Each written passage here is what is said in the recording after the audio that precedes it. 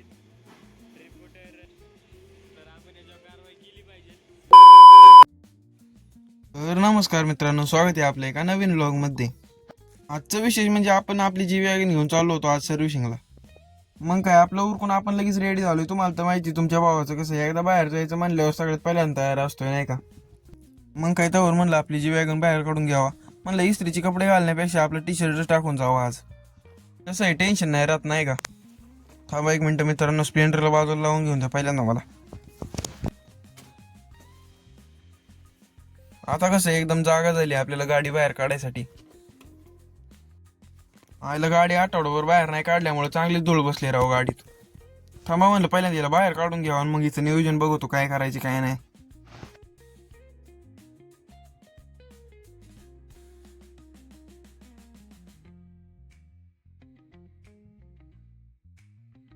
Finally गाडी आपण बाहेर तर काढून घेतली बरं का. पण गाडीच्या आतल्यापेक्षा गाडीच्या बाहेरच जास्त धूळ होती. म्हणलं आता एवढ्या गाडीवर फडकं मारायचं म्हणल्यावर माझा दिवसच जायचं नाही का इथं. तरी म्हणलं आता कसं आहे थोडंसं फडकं पुढच्या पुढे तरी मारलं पाहिजे नाही का. तर मित्रांनो सध्या तरी आपण घर सोडलेलो आहे. आता सध्या चाललोय आपण काष्टीला सर्व्हिसिंग करायला. आईला चालू गाडीतच गाडीच्या बॅटरीचं खोटं ढाललं राव. साला ये दुख काय खत्म नहीं होता बे. मग काय पप्पाला म्हणलं गाडीची खोटा ढालवा होता वर तर गाडीत लाईट लागली भाऊ.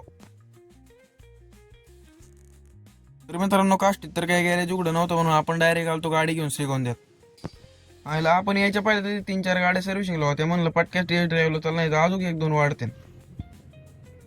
मग काय टेस्ट ड्राईव्हवरून आल्यानंतर डायरेक्ट यांनी गाडी जॅक वर चढवली राव. म्हणलं दामाने चढवा बरं का एकदम. गाडी म्हणजे काळजाचा तुकडा आहे आपल्या. त्यांची तर चाललेली गाडी सर्व्हिसिंग करायची पण आपण काय करावं आपल्याला काय कळाना. आपण निवांत बसलेलो. अरे तेवढं तर त्यांनी सगळे गाडीची टायर काढली व म्हणलं परत जाताना त्या जोडून नाही तर आमचं जायचं आलो व्हायचं. त्यांचं काय चाललेलं काय माहिती अजून वर उचलली मग त्यांनी गाडी. आयला आपल्याला लांबून काय करतात ते तर काय कळाना म्हणून आपण जवळ आलतो काय करतात बघायसाठी. मित्रांनो तुम्ही आपली गाडी खालून बघू शकता. झिरो डेंट आहे आपल्या गाडीला खालून. Wow nice. एवढ्यात तुमच्या भावाचं लक्ष गेलं तिथं उभे असणारे BMW वर. म्हणलं काय राव ड्रिफ्ट मारता मारता ढकलेली दिसते मला तर. काय का असं ना बरं का पण हिचा मालक असं का सोडून गेला असं काय माहितीला.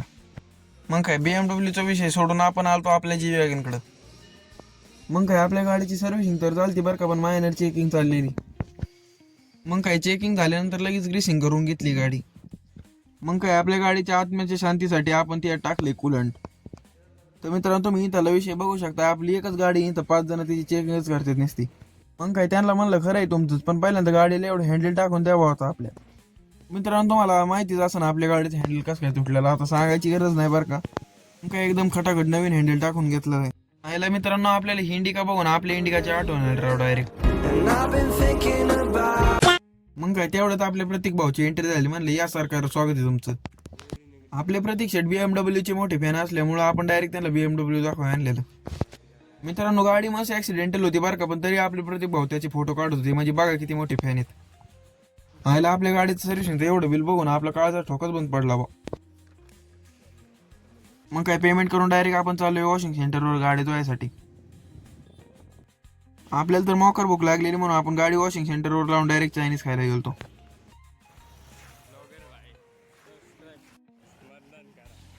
बघितलं ना मित्रांनो आपल्याला सबस्क्राईब येत नाही बरं का. आपल्याला डायरेक्ट मतदान येते. कसं गंभीर विषय आपला. पहिल्या गाडीला एवढं चकचकीत धुताने बघून आपल्याला लयच भारी वाटत होतं राव. म्हणलं एवढ्या उन्हाचं गाडीला तर आंघोळ घातलेली पण सध्या आपण गारवायसाठी कुल्फी घ्यावा. मग काय कुल्फीचा फ्लेवर ओळखूच तर आपण काष्टीत पोचलेलोय. आता तुम्ही म्हणता ना आता कुठं चाललं तर आता चाललोय आपण डायरेक्ट गाडीचा अलाइनमेंट करायसाठी. पहिला म्हणलं चालवतो मी गाडी तर आम्ही माग बसतो तर प्रतीक शेट काय विचार करत होते काय माहिती. इथं तर काही गर्दी नाही लागली म्हणून डायरेक्ट आपण गाडी बॅलन्सिंगला लावून टाकलेली. यायला म्हणलं या खड्ड्यात जर पडलं तर हाडकच मोडायची बा माहिती. तुम्हाला सांगतो मित्रांनो बघा ही आहे ना प्लेट इथं टायरांना लावून बॅलन्सिंग करत असते.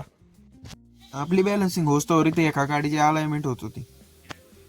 शकता मित्रांनो अपत्काय दुरुस्तीमुळे इथं टायर जळून त्याच्यामध्ये माशा मेले.